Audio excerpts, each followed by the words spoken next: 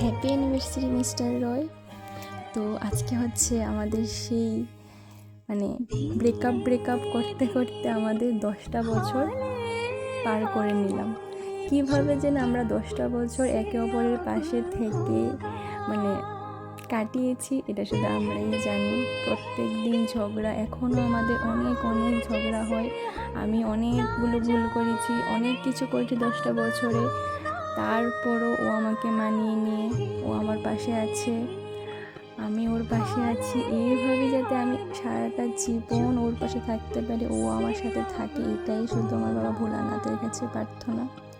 তো তোমরা সবাই একটু আমাদের দুজনকে একটু আশীর্বাদ করো যেন এই আমি কি বলবো, আমার কাছে আর কোনো ভাষা নেই।